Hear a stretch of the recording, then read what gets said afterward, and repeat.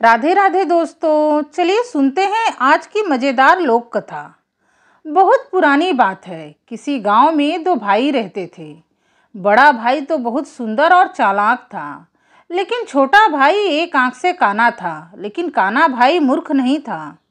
बड़ा भाई अपने काने भाई को पसंद नहीं करता था, इसीलिए माता पिता के स्वर्गवासी हो जाने के बाद उसने अपने काने भाई को घर से निकाल दिया और खुद अपना विवाह करके सुखी सुखी रहने लगा। लेकिन काने भाई से तो कोई भी लड़की शादी करने के लिए तैयार ही नहीं थी। बहुत कोशिशों के बाद उसे एक कानी लड़की मिल गई जो उससे विवाह करने के लिए मान गई। काने भाई का भी विवाह हो गया।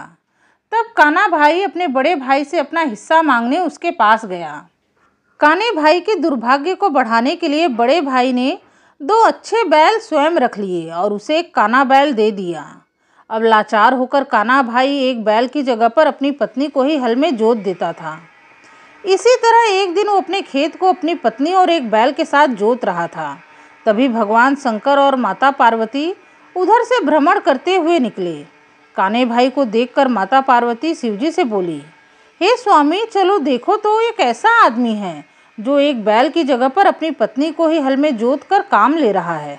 काने भाई के पास पहुंचकर जब माता पार्वती ने उससे पत्नी को हल में जोतने का कारण पूछा तो काने भाई ने अपनी पूरी दुख भरी कहानी उन्हें सुना दी। उसकी कहानी सुनकर माता पार्वती को उस पर दया आ गई। उन्होंने शिवजी से कहा, हे स्वामी, यदि आपके लकड़ी के कमंडल में इस बेचारे के लायक कोई चीज़ है तो कृपा करके इस गरीब आदमी को दे दो। शिवजी ने अपने लकड़ी के कमंडल में हाथ डाला तो 5 लौकी के बीज मिले, जिन्हें निकालकर उन्होंने काने भाई को दे दिया और समझाकर बोले कि इन बीजों को अपने खेत के चारों कोनों में बो देना और एक बीज को बीच में बोना। इतना कहकर माता पार्वती और भगवान शंकर चले गए। काने भाई ने खेत के चारों कोनों में 4 बीज बो दिए और एक बीज को उसने खेत के बीच में बो दिया। कुछ ही दिनों में लौकी की बेलें पूरे खेत भर में फैल गई और सैकड़ों लौकियां प्रतिदिन मिलने लगी। काना भाई उनको देखकर खुशी से भर गया और जब लौकियां काफ़ी बड़ी हो गई तब उसने अपनी पत्नी के साथ सारी लौकियों को तोड़कर एक ढेर लगा दिया। फिर उन्हें ले जाकर अपने घर में रख दिया। शाम के समय जब काने भाई की पत्नी एक लौकी को काट कर पकाने लगी तो वह यह देखकर चकित रह गई कि जिस बर्तन में वो लौकी पका रही थी वो बर्तन पूरा चावल से भर गया। उसने ये बात अपने पति को बताया। दोनों ने मिलकर सारी लौकियां काट डाली। फिर तो उनके घर में चावल के ढेर लग गए। काने भाई के भाग्य की ये कहानी पूरे गांव में फैल गई। जब इस घटना की जानकारी काने भाई के बड़े भाई को मिली तो उसे बहुत बुरा लगा। वो जलन से भर गया। एक रात में छिपकर वो काने भाई के घर में घुस गया और घर में आग लगा दी, जिससे पूरे घर में राख ही राख भर गई। ये देखकर काने भाई और उसकी पत्नी को बहुत दुख हुआ। पत्नी बोली, अब हम क्या करेंगे, हमारे घर में तो बस राख ही बची है। पत्नी की बात सुनकर काने भाई ने उस राख को थैलियों में भर लिया और उसको उठाते हुए अपनी पत्नी से बोला, तुम यही रहना, मैं इस राख को बेचने जा रहा हूँ। काना भाई राख की थैलियों को अपने बैल की पीठ पर रखकर बाजार जा रहा था। तब रास्ते में उसे एक सौदागर मिला। सौदागर दिन भर का काम करके अपनी दुकान बंद करने के बाद घर जा रहा था। उसके साथ उसका बेटा भी था जो बहुत थका हुआ था।